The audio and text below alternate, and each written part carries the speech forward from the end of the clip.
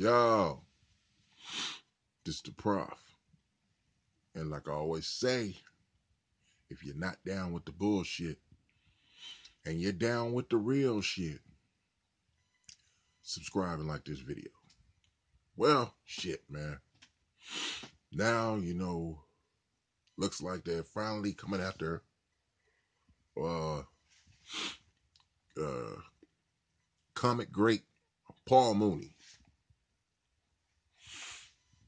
Also now we're gonna speak upon these allegations saying that he molested Richard Pryor's son. Okay.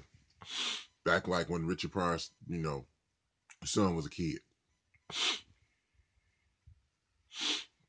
You have to always wonder, do anybody have their thinking caps on?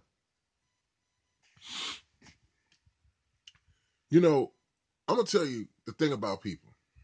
We sit up there and we look at the stars. And we love them for what they do. They entertain us.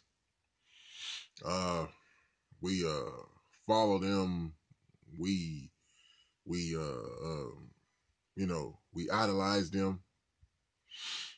And then as soon as the media gets ready to, for whatever reason, lambaste them with all kind of different things relating to past criminal things that they might have done 25, 30 years ago, different allegations that were known, but yet, you have to ask the question, why do they keep waiting all these decades? The knowledge of these things that keep happening with these people are already known. It's not like this shit just came out yesterday or last week or something like that. I mean, it's just a constant fucking setup one after another. It shows you that these are things that they have to be, in some form of fashion using to put these entertainers and athletes on, all these famous celebrities and public figures, that to put them in check. If you don't do this or you don't say this or act in a way that in accordance to our ideology or methodology, then we're going to bring this shit up. We're going to, it's just like how you see in the movies, like with the gangs and the mafia, you have to go kill somebody. You got to get your hands dirty. They tell you to go shoot somebody, then they take the gun and then they keep it and they got your fingerprints on it. Or, something like that. Somebody got knowledge of the shit that you did. You got to go rape somebody. You got to go do something crazy, they got to be eyewitnesses of you fucking doing something that they know damn well, that breaks the law in some kind of way to where, like, it's such a threat of them revealing this information that, it's something that could send your ass to jail for, like, life or at least, like, shit, the majority of your life. And, it's like the same methods, You could be sitting up, living high on the hog one day, living in a big mansion, got a Mercedes-Benz outside, Maserati, whatever the fuck, Porsche, whatever, and then, you offend the wrong person or don't do things in accordance to, like, an executive producer says or something of that nature. And the next thing you know, something comes out in the news. Like I said, that people been knew a long time ago, but all of a sudden something comes out like, oh, and they make it like some kind of fucking, they make a spectacle out of this shit. And for one, because all the damn fucking talk shows be talking about the shit, all the late night comedians start making jokes about the shit. The shit just keeps circling everywhere on Twitter, on Facebook, on Instagram, all different forms of social media, different blogs, everything, in magazine, all the motherfucking damn, especially the goddamn, magazines like Inquirer and shit, and Star magazines and shit, all of them, TMZ, oh my God, especially TMZ. Them motherfuckers that became like the CIA, like the top dogs of fucking tabloid magazines and shit. You know, basically the motherfuckers is like that's what they basically is, like a tabloid magazine show. And they got, I guess, little inside snitches in different police departments and shit, and in the entertainment world, and probably like in the sports world that they getting their information from, and then they just looking for a story, you know. So they know if they give this shit to TMZ, oh man, it's on and cracking shit. Harvey and his fucking weird ass cohorts that get they motherfucking dumb ass. These motherfuckers be looking like people that should be working at Popeye's Chicken, you know. All the damn stupid ass shit going on with that shit. You know, everybody all fucking fighting over fucking poultry and shit. Like, you know, it's crazy. Go home and make your own goddamn chicken sandwich. But the whole thing about it is like with these stars, man. I mean, shit, it happens again and again and again and again. God, you might don't want to have no kind of sympathy or empathy for these motherfuckers. You probably say, how can I relate? How can I relate? I'm out here fucking starving. I'm working 9 to 5 every damn day, and I barely can even pay my bills. Why should I fucking care about what a motherfucker that got millions is doing, or what the fuck is going on with them? Like, fuck them, you know. So the powers that be, the establishment, they know that the common Joe feels that way. They know that, like, yo, you like to see rich, successful people go down.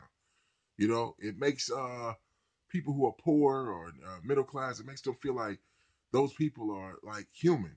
You know, as it relates to them facing tragedy and shit. You know, because other than that, you know, the common people, you know, you look at them and there's people that's always hating. Whenever you're successful, everybody does not love you. There's people that fucking hated Michael Jackson just because he was the king of pop.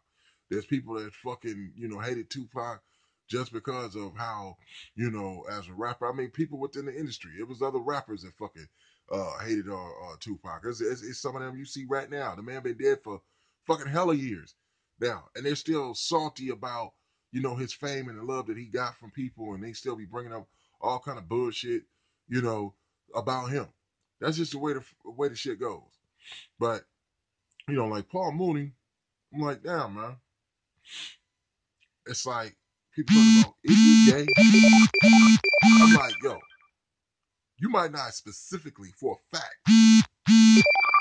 know what Paul Mooney does behind closed doors, but when you look at Paul Mooney's mannerisms and how he acts, I mean, if to know that Paul Mooney is gay or find out that he's gay, that's like, oh, what, that's supposed to be big news or some shit, man. I mean, he does act feminine, you know, in the way of, like, anytime you a man and you act feminine, it's gonna be, you know, people are gonna speculate that your ass probably is homosexual, because offhand, the average man or a manly man or a masculine man does not act like that. He does not behave like that, you know. That's why y'all try to sit up here and talk about this damn toxic masculinity, and you trying to get these young men and young boys to basically take on that feminine attitude and behavior. You know, it's basically like saying it's all right to be gay. You know, if you want to, you know, explore, you know, uh, putting your penis in a man's ass, or, you know, or touching a man's penis or sucking on it, you know, it's okay. You know, don't let anybody tell you that that's strange or that's weird. You know, that's just what you feel. You know, it's just, you know, it's just normal. You know, I mean, yeah, you know, the motherfuckers, you know, behind the scenes of all this fucking shit, you know, y'all motherfuckers ought to be ashamed of y'all damn selves. But it's like, and those same people is pushing all these damn weird ass ideologies and have these agendas to go against God and the Word of God and stuff like that. It's like those motherfuckers that like want to take somebody like Paul Mooney, you know, and be like, okay, we done with your ass. I mean, Paul Mooney has been the way that he's been with his comedy for the longest. I mean, he's always been about, you know, he's real. He ain't no sellout. He always talked about how a lot of the other entertainers in the industry are sellouts. and how they will conform to whatever Hollywood wants them to do and stuff just to get that damn money. And I remember when he came on Monique's show when she had her talk show for a little while, some years ago. He came right on there and said, he was like, yo, they be doing all kind of devilish, demonic shit. He said, no, this shit is real.